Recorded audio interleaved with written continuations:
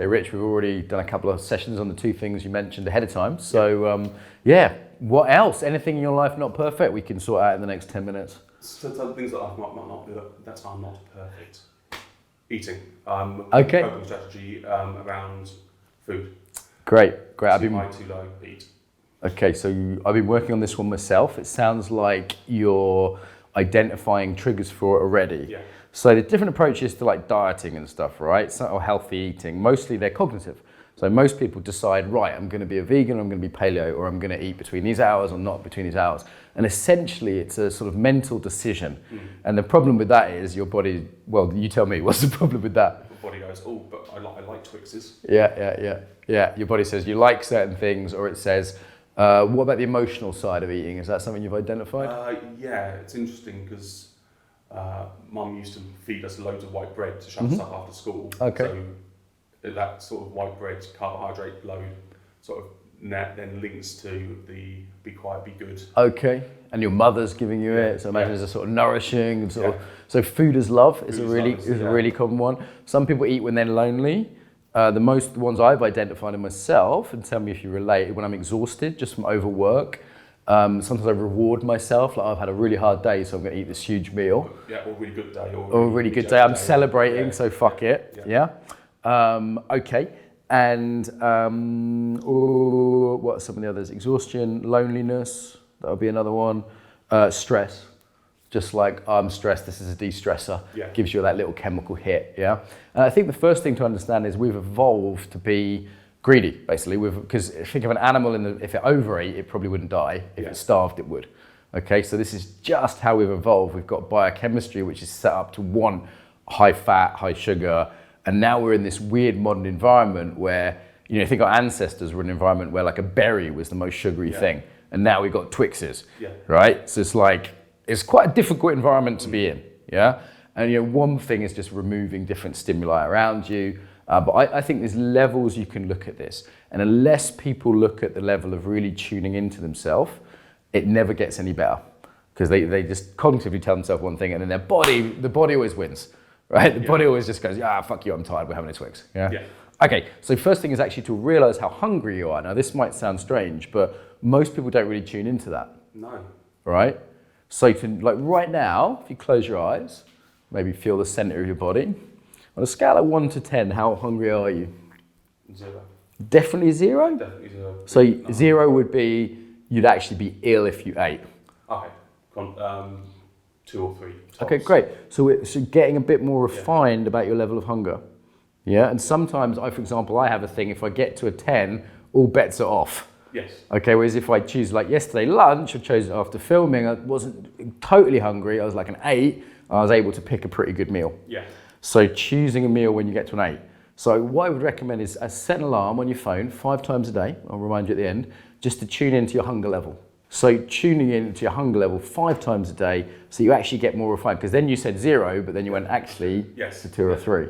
Yeah. So that's building the skill of knowing how hungry you actually are, differentiating it from if you're lonely, anxious, tired, stressed.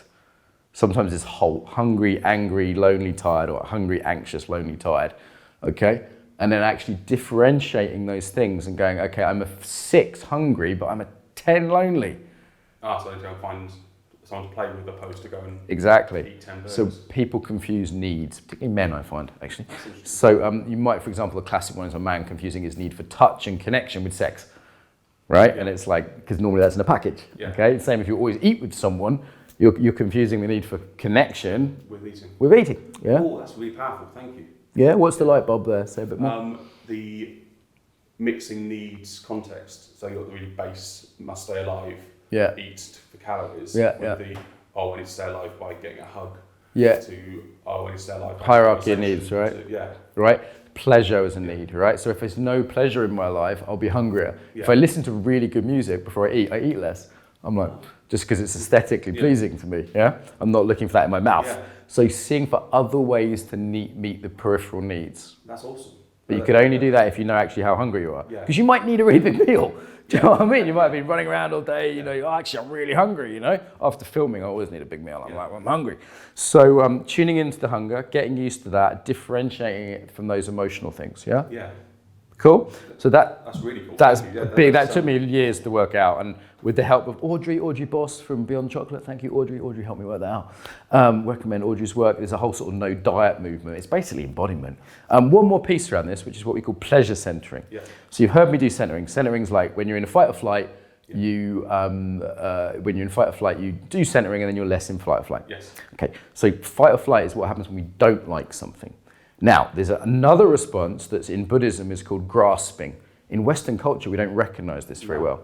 That's when you do like something, okay? So what I'd like to do is picture on that wall a food you particularly like. Yeah. Can you picture one? Yeah. Okay, what is it? Burger. A burger. Oh, I love a burger. Okay, look at the burger. Yeah. Yeah? And notice what happens in your body. Even though you only had 2 or 3 hunger, this is quite good for calibration, actually. The salivation, I'm noticing gurgling in my tummy. Yeah. What about your balance? I'm leaning forward. Right. Normal, totally normal. What about the tension level?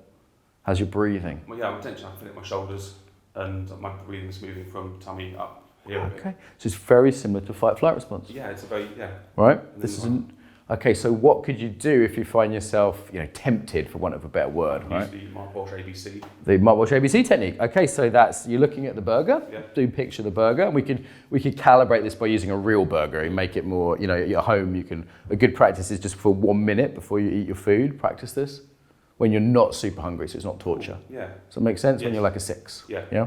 Okay, so looking at the burger, and then ABC, which is aware, so you're feeling your body. Oh, okay, I'm hungry, I want the burger, okay, I'm noticing that, that's fine. Balancing your body, so it's probably coming back slightly, like feeling your back and your heels. Yeah. Relaxing the core. Okay, relaxing the mouth, the belly, and think of someone who makes you smile, because that can give you a little emotional hit without having to get it from the food. And now you can still go eat the burger, you can enjoy the burger, you'll actually enjoy it more because you'll be noticing it, you'll be feeling it. Yeah. So this isn't about depriving yourself.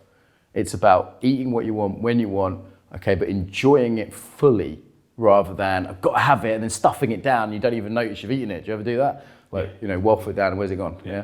So you can actually enjoy it more, and you might choose to stop halfway through, you might choose to eat half of it, you might go, actually, I don't want a second one, but it's coming from a more centered place and a less habitual place, and you're aware of some of the other needs that might be involved.